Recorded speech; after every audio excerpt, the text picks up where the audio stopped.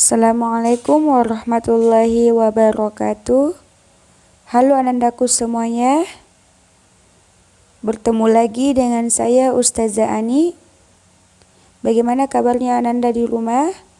Semoga ananda semuanya sehat-sehat walafiat ya. Anandaku semuanya, hari ini kita akan belajar rumpun kisah. Dan kisah kita kali ini adalah kisahnya Nabi Lut. Anandaku semuanya, disimak videonya ya. Assalamualaikum warahmatullahi wabarakatuh. Kisah Nabi Lut alaihi salam dan kaum Sodom. Kisah ini disebutkan beberapa kali dalam Al-Quran, salah satunya dalam surat Hud ayat 77 hingga 83. Diceritakan bahwa Nabi Lut alaihi salam diperintahkan oleh Allah Subhanahu wa Ta'ala untuk berdakwah kepada kaum Sodom yang telah melakukan penyimpangan besar. Mereka memilih pasangan dari sesama jenisnya, bahkan dengan berani menantang Nabi Lut untuk menurunkan azab Allah Subhanahu wa Ta'ala. Nabi Lut alaihi salam tinggal di sebuah kota bernama Sodom yang terletak di negeri Al-Gaur, dekat dengan bukit Baitul Maqdis. Penduduk kota ini atau kaum Sodom banyak yang menyimpang dari ajaran Allah. Buktinya masih terjadi perampokan atau penyamunan. Selama tinggal di kota Sodom, Nabi Lut berdakwah kepada kaumnya dengan santun. Namun sikap kaumnya justru berkebalikan. Mereka mendustakan ajaran Nabi Lut dan tidak menghiraukan perkataannya. Wahai kaumku, mengapa kalian tidak bertakwa? Sesungguhnya aku adalah seorang Rasul kepercayaan yang diutus kepadamu. Bertakwalah kepada Allah dan taatlah kepadaku. Shh, bicara apa sih dia? Entahlah, wahai saudaraku. Aku bosan sekali mendengar Lut mengoceh tentang keimanannya itu. Mereka terus saja mengobrol seolah-olah tidak mendengar perkataan Nabi Lut. Wahai kaumku, aku sekali-kali tidak minta upah kepadamu atas ajakan mulia ini. Jadi, engkau kemari minta upah kepada kami? Ini, ambillah. Kebetulan aku punya banyak uang dari hasil rampasan para musafir. Astaghfirullahaladzim. Sesungguhnya, mengambil hak orang lain adalah perbuatan yang zalim. Wahai kaumku, segera bertaubatlah kalian. Kemudian, Nabi Lut meninggalkan tempat itu dengan perasaan hancur. Tidak sekali dua kali mereka bersikap buruk kepada Nabi Lut. Namun Nabi Lut tidak putus asa. Beliau terus berdoa kepada Allah agar Allah membukakan pintu hati kaumnya yang telah menyimpang. Allah Subhanahu wa Ta'ala telah menciptakan manusia secara berpasang-pasangan. Laki-laki berpasangan dengan perempuan, begitu juga sebaliknya. Namun kondisi berbeda terjadi pada kaum Sodom. Para laki-laki dengan bangga memilih pasangan mereka dari jenisnya dan meninggalkan istri-istri mereka.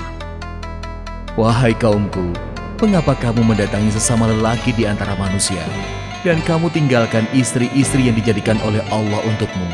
Bahkan kamu adalah orang-orang yang melampaui batas. Wahai Lut, mengapa engkau selalu ikut campur dalam urusan kami? Urus saja urusanmu sendiri. Jangan menghalang-halangi kami. Kali ini Nabi Lut sangat geram melihat kelakuan kaumnya. Namun beliau mencoba menahan amarahnya. Sesungguhnya, kamu benar-benar telah melakukan perbuatan yang amat keji yang belum pernah dikerjakan oleh seorang pun dari umat-umat sebelum kamu. Hai Lut, sesungguhnya jika kamu tidak berhenti, benar-benar kamu termasuk orang-orang yang diusir. Sesungguhnya, aku sangat benci kepada perbuatanmu.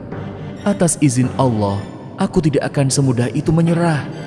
Lakukan sekehendakmu seperti kami lakukan sekehendak kami.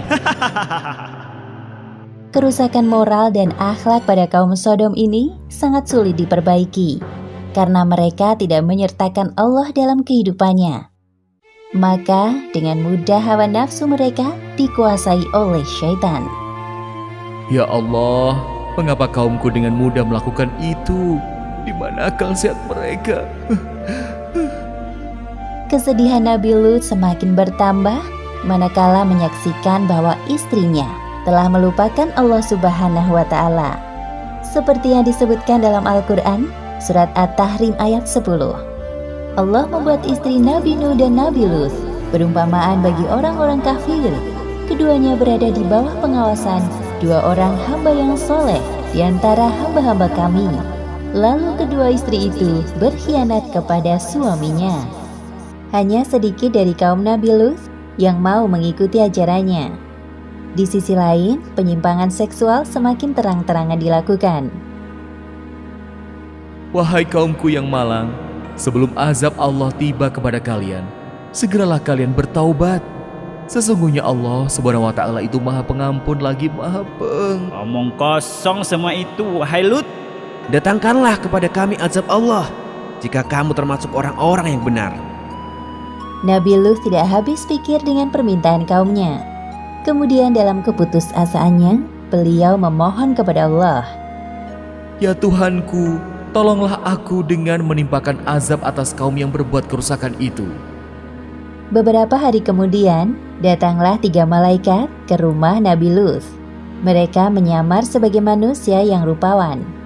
Tidak ada yang mengetahui tamu Nabi Lut kecuali istrinya yang durhaka. Semoga kaumku tidak menyadari kedatangan mereka. Ya Allah, selamatkan tamu-tamuku ini. Namun istri Nabi Lut malah memberitahukan keberadaan tamu-tamu suaminya kepada kaum Sodom. Tak lama kemudian terdengar suara ketukan dari luar. Ya Allah, pasti itu mereka. Pada saat itu juga, para malaikat utusan Allah mengungkapkan jati diri dan tujuan mereka datang ke kota Sodom. Hai Lut, sesungguhnya kami adalah utusan-utusan Tuhan. Sekali-kali mereka tidak akan dapat mengganggu kamu. Sebab itu, pergilah dengan membawa keluarga dan pengikut-pengikut kamu yang tertinggal kecuali istrimu. Hah? Jadi kalian... Ketukan pintu rumah Nabi Lut semakin keras. Kemudian Nabi Lut bergegas mendatangi arah suara. Buka pintunya, wahai Lut. Kami tahu engkau ada di dalam. Ada apa ini? Mengapa kalian bersikap seperti ini? Wahai Lut, kami dengar dari istrimu bahwa hari ini engkau kedatangan tamu-tamu yang rupawan. Sesungguhnya, mereka adalah tamuku. Maka janganlah kamu mempermalukanku. Jadi, engkau memang sengaja menyembunyikan mereka? Hah? Wahai kaumku, bertakwalah kepada Allah dan janganlah kamu membuat aku terhina. Banyak bicara, minggir kau. Atas perbuatan kaum Sodom ini, para malaikat itu membuat buta mata mereka. Hah? Ada apa dengan mataku ini? Kenapa aku tidak bisa melihat? Oh, tidak. Ini apa yang terjadi?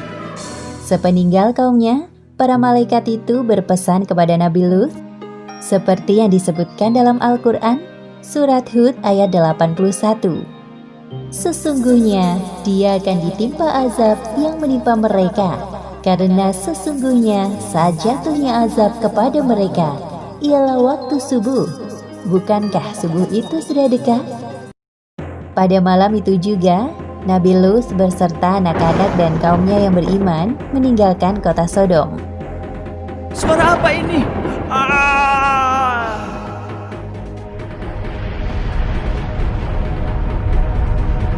Akhirnya azab yang mereka tunggu-tunggu datang. Seperti yang disebutkan dalam Al-Quran, surat Hud ayat 82.